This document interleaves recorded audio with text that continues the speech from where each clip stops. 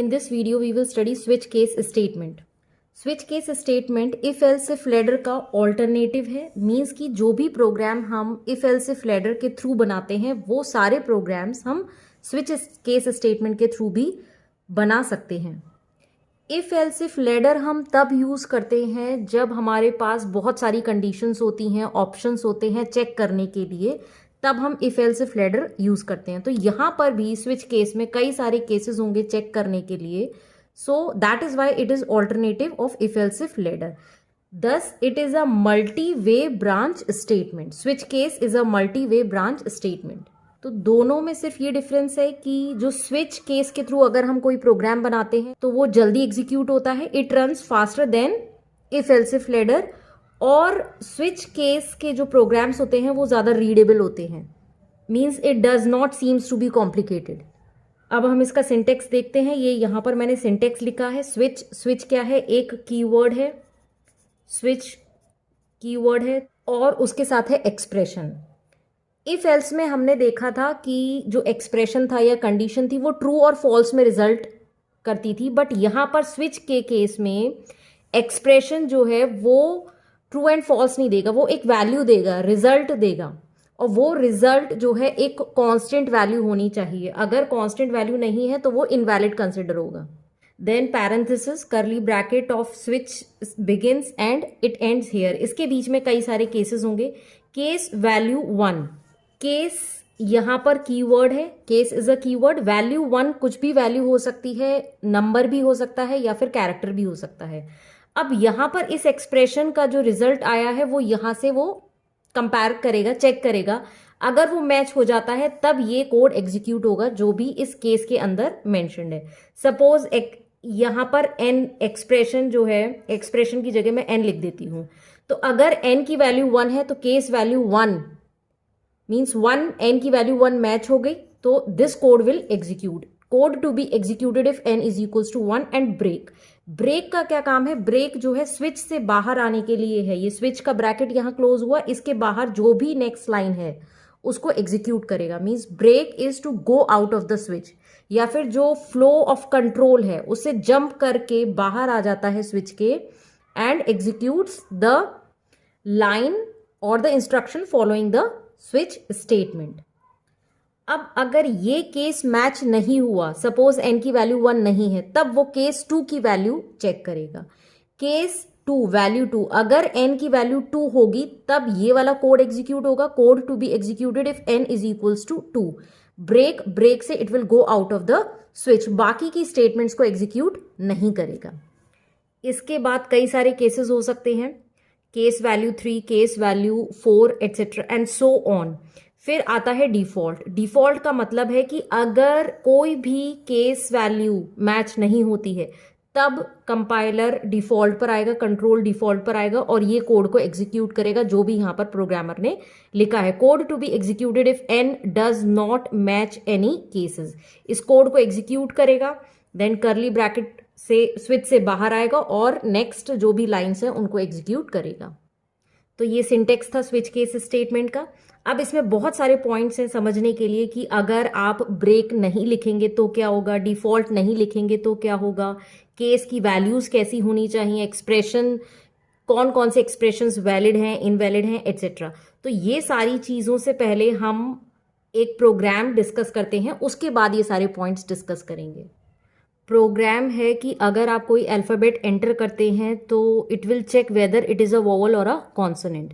Void main से पहले necessary header files include कर लेना, like stdio.h and conio.h. Void main का opening bracket and this is the closing bracket. मैंने एक ch कैरेक्टर टाइप का वेरिएबल डिक्लेयर करा. उसके बाद प्रिंटफ के थ्रू स्क्रीन पर मैसेज डिस्प्ले करा, एंटर एनी अल्फ़ाबेट. मीन्स जो यूज़र है वो कोई अल्फ़ाबेट एंटर करेगा और उस जो भी अल्फ़ाबेट एंटर करा उसको ch में स्टोर कर दिया यूजिंग स्कैनफ फंक्शन. इस स्कैनफ फंक्शन के थ्रू जो भी वैल्यू है वो ch के अंदर स्टोर हो जाएगी at the address of ch. %c specifier use करा है मैंने बिकॉज ch का जो डेटा टाइप है वो कैरेक्टर डेटा टाइप है. स्पेसिफायर्स और प्रिंटफ स्कैनफ पर ऑलरेडी वीडियोस हैं, प्रीवियस वीडियोस में आप जाकर उसको डिटेल में समझ सकते हैं. Suppose this is your output screen, output screen पर मैसेज डिस्प्ले हो गया एंटर एनी अल्फाबेट। मैंने अल्फाबेट एंटर करा E will be stored in CH variable. Now switch compiler will come to this instruction switch में CH की value क्या है, CH की वैल्यू है E। तो चेक करेगा, केस A से कंपेयर करेगा, is it equals to E, false, ये इसके इक्वल नहीं है, तो नेक्स्ट केस पर आएगा, इन स्टेटमेंट्स को एग्जीक्यूट नहीं करेगा, केस E पर आएगा। क्या CH की वैल्यू E है? यस इट इज ट्रू, ये केस जो है वो मैच हो गया, तो इसके अंदर जो स्टेटमेंट है उसको एग्जीक्यूट करेगा printf वॉवल, तो प्रिंट हो जाएगा वॉवल। और नेक्स्ट लाइन पर आएगा ब्रेक, ब्रेक से क्या होता है, स्विच के बाहर आ जाते हैं, तो स्विच के बाहर आएगा, स्विच के बाहर यहां पर आएगा, उसके बाद कोई स्टेटमेंट्स नहीं है, मेन का करली ब्रैकेट क्लोज है, means program over, you will see the message E is a vowel. अब मैंने दोबारा से प्रोग्राम एग्जीक्यूट करा और इस बार मैंने एंटर करा बी अल्फाबेट एंटर करा, मींस बी स्टोर हो गया CH में, तो CH की वैल्यू है B, CH की वैल्यू से मैच करेगा, B is equals to A, false, match नहीं करा, it will come to the next case, is it equals to B, false, is it equals to B, false, is it equals to B, false, is it equals to B, false, means कोई भी case match नहीं हुआ CH की value से, तो it will come to default. Default पर आएगा, default पर तब आता है जब कोई भी केस मैच नहीं होगा, तो डिफॉल्ट में क्या लिखा है, printf कॉन्सोनेंट, तो इट विल प्रिंट कॉन्सोनेंट।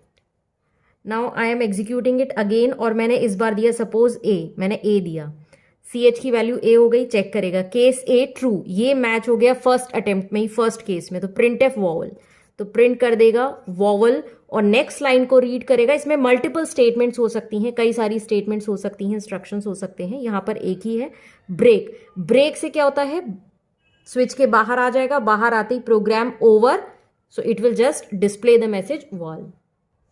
तो मतलब अगर आप AEIOU प्रिंट करते हैं, एंटर करते हैं, तो केस मैच हो जाएगा और प्रिंट कर देगा वॉवल।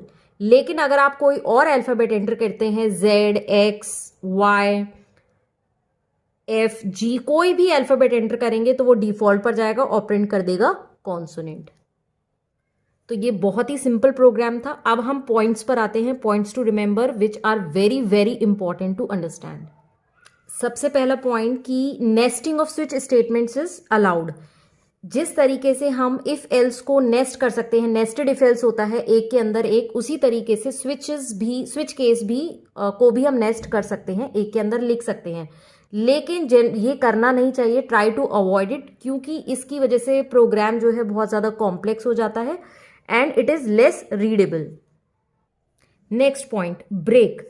अगर आप ब्रेक नहीं लिखते हैं किसी भी केस के अंदर तो कोई एरर नहीं आएगी, कंपाइलर कोई एरर नहीं देगा, लेकिन आप जिस तरीके का आउटपुट देखना चाहते हैं, जो एक्सपेक्टेड आउटपुट है या डिजायर्ड आउटपुट है, वो आपको नहीं दिखेगा, क्योंकि ब्रेक का काम क्या है, ब्रेक का काम है to break the flow, means to come out of the switch, तो वो स्विच के बाहर नहीं आएगा, वो फ्लो को ब्रेक नहीं करेगा। आपने ब्रेक नहीं लगाया तो इस स्टेटमेंट को एग्जीक्यूट करेगा, फिर इसको करेगा, केस 2 की वैल्यूज स्टेटमेंट्स को एग्जीक्यूट करेगा, जब तक उसे ब्रेक नहीं मिलेगा वो सारी इंस्ट्रक्शंस को एक के बाद सीक्वेंस में रीड करता जाएगा, और इस वजह से डिजायर्ड आउटपुट नहीं आएगा, thus it will not give the desired output.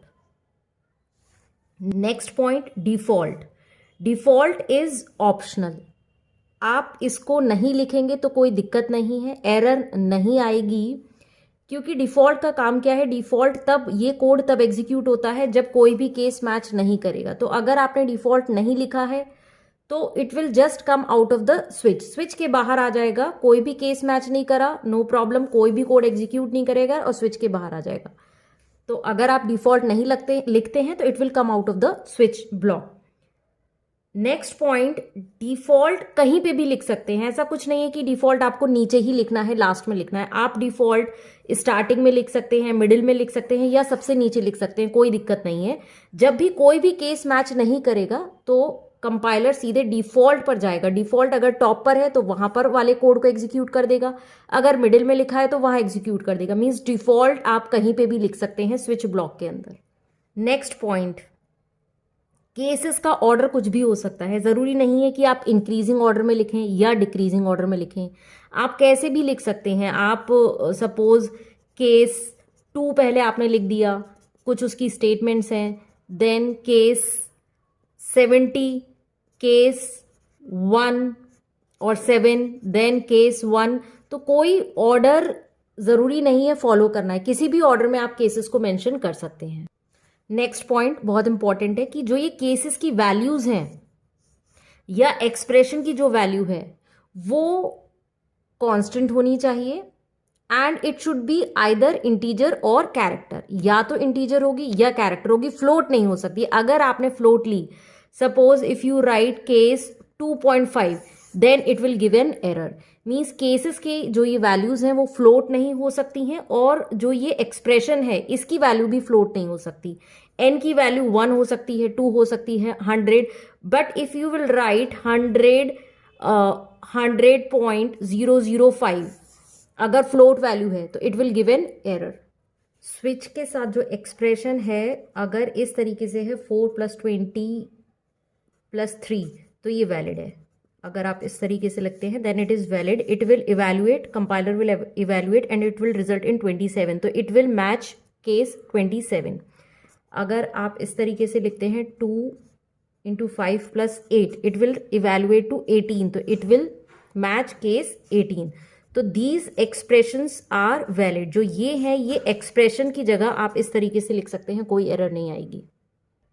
लेकिन अगर आप इस तरीके से लिख रहे हैं स्विच x + 1.7 तो फिर दिस इज एन एरर, क्योंकि यहां पर ये फ्लोट वैल्यू आ गई। फ्लोट वैल्यू अलाउड नहीं है। x की कोई भी वैल्यू है, यूजर से इनपुट ले लिया स्कैनफ के थ्रू, but this will give an error because here it is float. अगर आप स्विच 1.5 भी लिख रहे हैं then also it will give an error. तो ये एक्सप्रेशंस थे। लेकिन अगर आप केसेस भी लिख रहे हैं, like if I am writing case 2.5 then also it will give an error, float value allowed नहीं है। अगर आप केस बी लिख रहे हैं तो फिर एरर आएगी, क्योंकि कैरेक्टर्स जो हैं वो सिंगल कोट्स में होते हैं। तो कैरेक्टर अगर आप लिख रहे हैं तो it should be in single quotes. Integer values को आप सिंगल कोट्स में नहीं लिखेंगे। केस 2 अगर इंटीजर वैल्यू है 2 है तो आप इस तरीके से लिखेंगे, कैरेक्टर है तो सिंगल कोट्स में लिखेंगे। कॉमा लगाकर भी नहीं लिख सकते हैं, case A, B, it will give an error. Now the last point, duplicate case values are not allowed. If you will write case value 2 दोबारा से 2 लिखा तो फिर एरर आएगी। डुप्लीकेट वैल्यूज अलाउड नहीं है, एक बार में एक ही वैल्यू लिखनी है। सेम प्रोग्राम को आप इस तरीके से भी लिख सकते हैं, केस A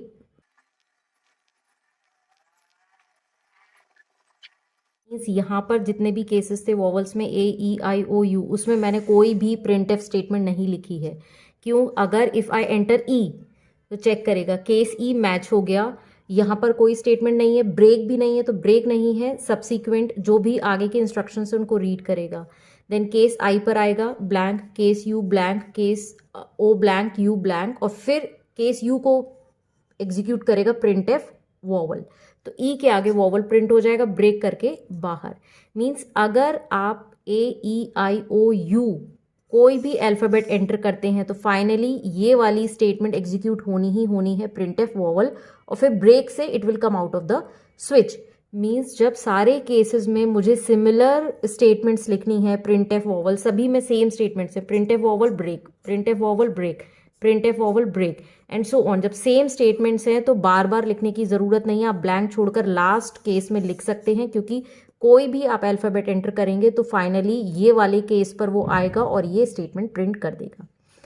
और अगर आप कोई और अल्फ़ाबेट एंटर करते हैं BXY then it will come to default print consonant. आगे की वीडियोज़ में हम स्विच केस के और प्रोग्राम्स करेंगे।